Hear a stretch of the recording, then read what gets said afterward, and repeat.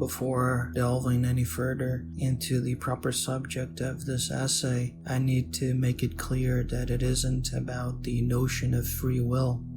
What do I think about free will, you might wonder? I think it is a meaningless chimera, and I tend to subscribe to what is now called superdeterminism. About what is superdeterminism and how it relates to Bell's theorem, watch the video titled "Does Superdeterminism Save Quantum Mechanics, or Does It Kill Free Will and Destroy Science?" by German theoretical physicist, former professor at the Nordic Institute for Theoretical Physics, and former research fellow at the Frankfurt Institute for Advanced Studies, Sabine Hossenfelder. In it, Hossenfelder explains in layman's terms how superdeterminism does help make sense of quantum mechanics, and while it also helps destroying the vulgar notions of free will, it does not destroy science. Those who oppose it say it does because it supposedly destroys the freedom of the experimenter, something Hossenfelder disputes as nonsense, since in order to understand the world, free will or not, scientists and experimenters need to construct theories and test them either way. After all, between Newton and the advent of modern quantum mechanics, most physicists worked under the assumption that the physical universe was deterministic, and that didn't stop their investigations. It's also worth watching an older video by Hossenfelder titled "You Don't Have Free Will, But Don't Worry," in which she discusses how contemporary scientists and philosophers of science tend to embrace the idea that a deterministic universe doesn't allow free will, while a non-deterministic universe does. For Hossenfelder, this is absurd, since free will doesn't make sense regardless of the universe being deterministic or non-deterministic. No need to talk about why free will doesn't make sense in a deterministic universe. But let's assume quantum mechanics is really non-deterministic, as most still do because of Bell's theorem. In this case, there's still no room for free will because randomness in no way accommodates a moment in which a purely free decision is made by a completely free agent who exists outside the world of probabilities. In this case, the agent and his decisions are random or probabilistic. There is no ghost outside the realm of randomness making a decision.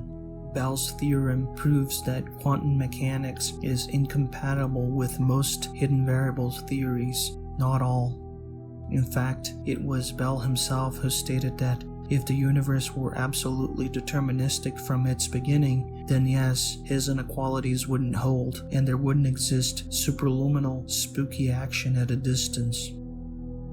With that out of the way, let's get into the proper subject of this essay, the human yearning for freedom and fulfillment, especially in personal, social, and political ways, and how certain causes, while just, cannot stand in the way of us understanding that there must be a limit to our hopes. Although I've come to subscribe to political views that embrace the notion that humanity should be free from domination by authoritarian political powers and economic interests, since it's no use being free from authoritarian governments only to be enslaved by the wealthy owners of the means of production, i.e. the capitalist class, I haven't got great news on that front either. We can and should push for change. The human-built world more than likely can become something better than the sad dystopia it is today. Unfortunately, though, even that won't suffice, which doesn't mean we shouldn't try to change things, only that our expectations need to be drastically adjusted if we want to survive and perpetuate ourselves on a planet bound for death in the next few billion years, and in a universe bound to reach maximum entropy in the deep future.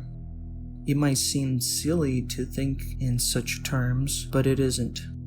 I argue that if our ancestors in the Neolithic had any foresight, had they understood or cared about the level of pain and misery our species would go through in the next thousands of years, they should have abstained from reproduction. Not thinking about the far future and not caring about what could happen in the far future led us to this. beyond harmful normative, cultural, and political impositions, which should by all means change, there is an unfortunate brute fact. We are never going to be free to be our true selves because we are locked in a body made of flesh, bones, and blood, and we never had a saying before being put into it. What do I mean by being locked into a body of flesh? That's just poetic language. The reality is we didn't exist before being biologically generated by our parents who wanted pleasure or perpetuation or both.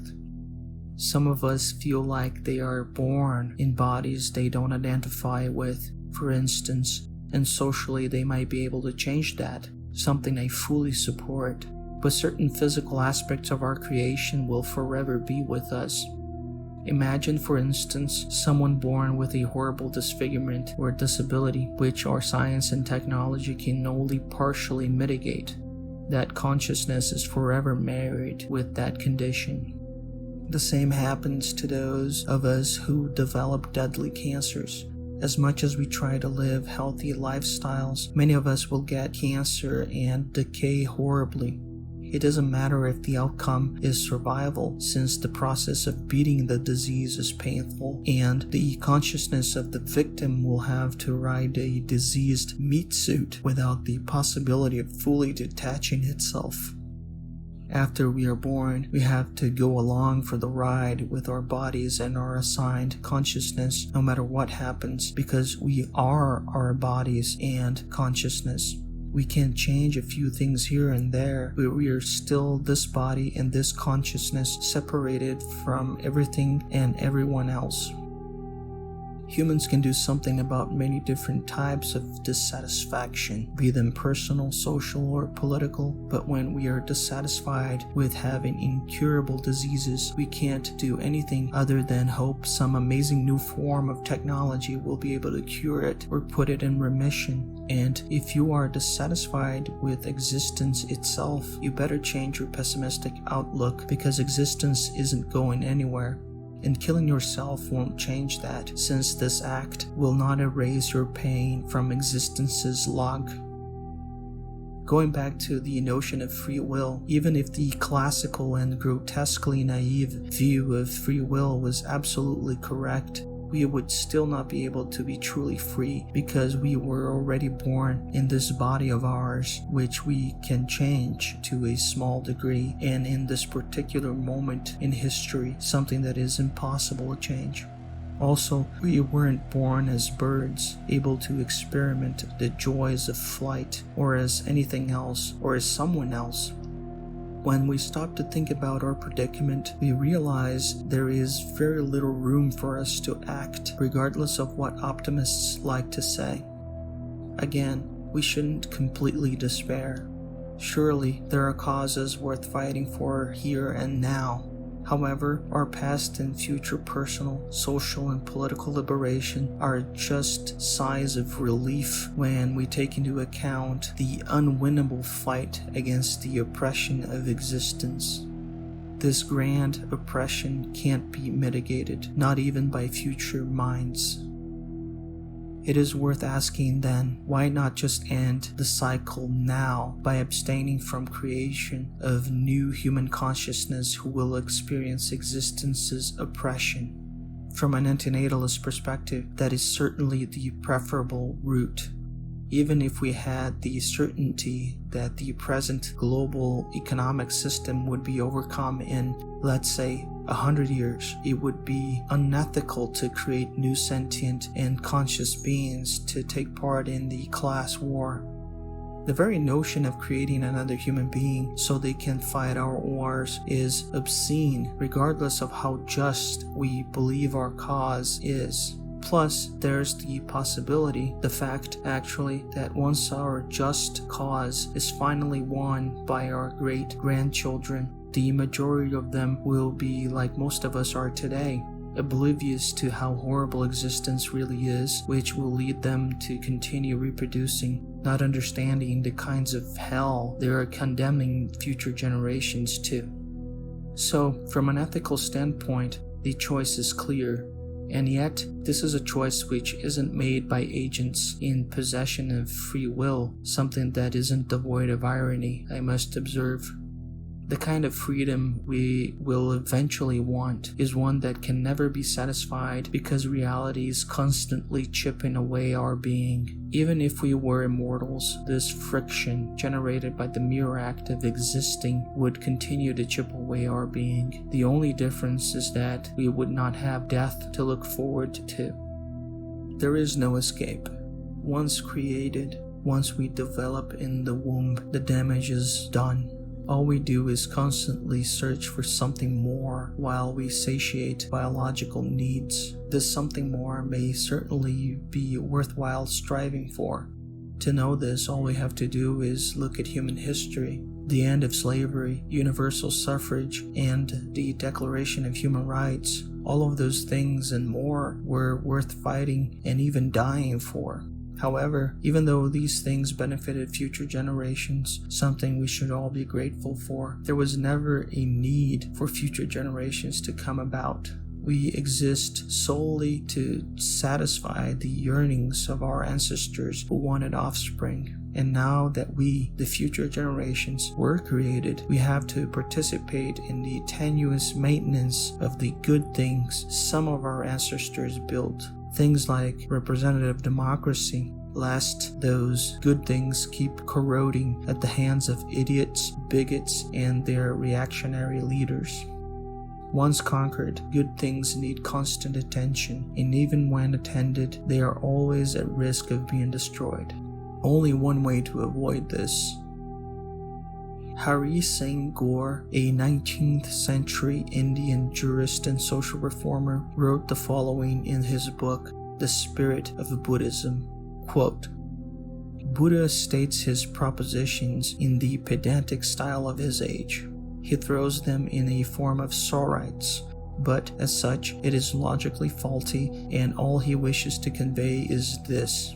Oblivious to the suffering to which life is subject, man begets children, and is thus the cause of old age and death. If he would only realize what suffering he would add to by his act, he would desist from the procreation of children, and so stop the operation of old age and death. End of quote. The Mahayana Lotus Sutra contains a parable in which the Buddha compares our existence in samsara as a burning house. We are like small children playing inside, unaware of the danger and reluctant to leave. Our Father then needs to lure us out by promising to give us 3 different types of carts. In the parable, the Father is the Buddha, and the carts represent the 3 different vehicles of Buddhism. That of the practitioner who is liberated by following a Buddha, that of the lone wolf practitioners who liberate themselves by becoming Buddhas without teaching others, and that of the practitioner who accumulates merit during many lives so he can become a Buddha and liberate himself and others. But let's leave aside the belief in reincarnation and the different ways of attaining nirvana in Mahayana Buddhism. Let's go back to the succinct way Hari Singh Gaur put it in The Spirit of Buddhism. Procreation is the fuel of this metaphorical fire of never-ending suffering and misery, not some out-of-reach metaphysical wheel of mental psychosis. By creating new conscious beings, we are throwing more and more fuel into the fires of pain. We should stop.